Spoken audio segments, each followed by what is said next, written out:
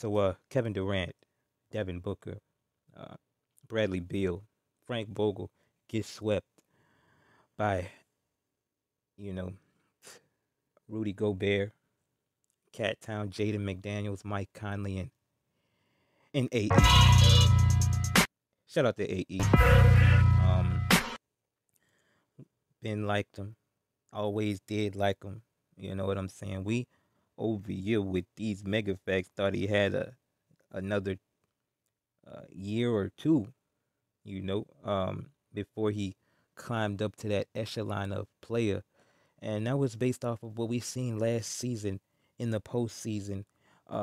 The lack of mental stability on that court, I just did not think, it was gonna progress this quick. Shout out to Mike Conley, man. Shout out to the organization factor of having a real true point guard that doesn't need to score. You know, that's number one.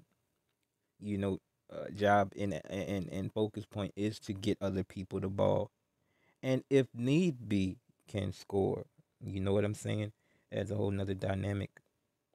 You know, especially when you got people of the caliber of, AE on your squad, and you got shooters, the likes of Jaden McDaniels and Cat Town, the best shooting center in NBA history. You know, um, this is crazy. The Lakers are getting ready to, go through with Game Five. Um, listen, man, we thought that beating Jokic with Anthony Davis at the five was just, not gonna happen. You know what I'm saying? Not that it was impossible, but that it's just so unlikely that why even entertain the possibility? But they managed to pull it off. Shout out to the Lakers. That was a good game and everything. A lot of pride and heart shown uh, in Game Four. Had a nice performance from everybody on the court and things of that nature. But we do believe that you know this is gonna come to an end. Listen, could it beat? Could the Lakers pull off a win tonight? Listen, yes, they could. It could happen. Anything can happen. You know what I'm saying? Is it likely?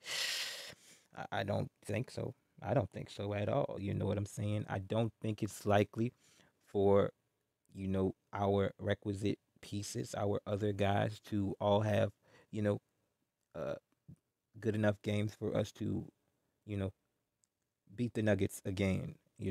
I just don't see that happening. It could happen. Shots can fall and things of that nature. But I can't see it. You know, but the thing is, man, what people are not seeing is the possible trouble that could quite possibly uh the Nuggets be in. Because the thing is about the Nuggets, about the Wolves, they have two big old 7-footers. Cat Town's not as defensively, uh, you know, adequate as what you may want, but having somebody else along with, you know, Yogurt to, you know, disrupt Jokic is what is so necessary to stymie this offense, man. You know what I'm saying? In the Denver Nuggets. And guess what? We got another big old, legitimate clamp down defender in Jaden McDaniels who can switch on anybody uh, that you want to name on the perimeter. He can switch on MPJ and the uh, uh, uh, uh, Don DeMarco, Don Jamalco Murray, and KCP if need be won't be needed necessarily. And listen, man, yes, Aaron Gordon is very much stronger than Jaden McDaniels, but he can stymie him. You know, Jaden McDaniels is 6'9", and he got attitude. You know, he plays with he plays with nastiness. You know what I'm saying? Shout out to Jaden McDaniels. This was a good game, man. Anthony Edwards showed his flair, you know, uh, showed his fire, charisma, passion, things of that nature. Bradley Beal, oh man, Bradley, what what what is going on? What happened? Listen, we believe that you have to be hindered in some kind of way. We just hope you come out and say it, man. Because if you weren't as hindered as we hope, because 9 points and you fouled out, how is that? How do you do that? You know, disgusting. You know what I'm saying? Devin Booker, you know, went out swinging with KD and things. I thought they would, um, especially Devin Booker, swing harder. KD getting up there, man, and it's becoming more and more apparent and things of that nature. He can't blow by people, can't do what he does with as much aggression anymore and things of that nature. We believe that maybe um, they may have went through Devin Booker a little too much.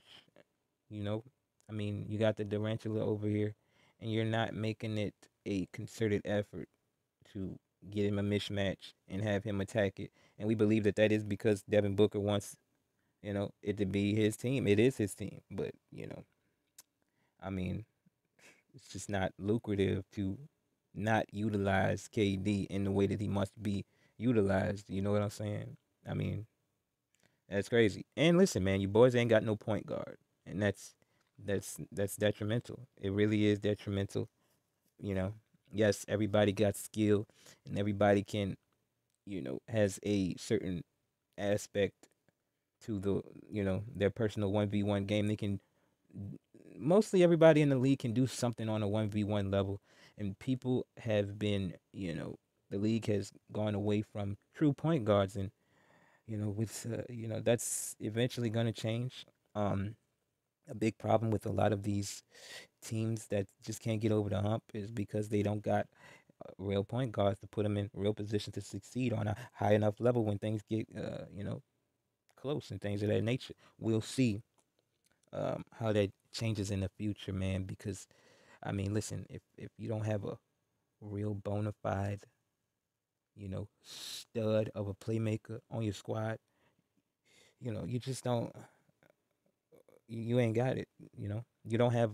You don't got enough. Because it's gonna come down to just a couple plays in the game, and that smart guy who knows how to pass, and knows how to find a mismatch, and knows how to outsmart somebody is they're gonna get the edge, man. Because smart work gonna beat the shit out of your talent.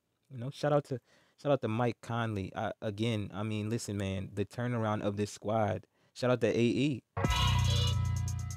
but it's not just because of AE, man. It's because Conley is allowing AE to do his thing out there, man, without having to worry about getting this one and that one shots, even though he can. Shout out to AE, man, 22 years old, and he's blazing.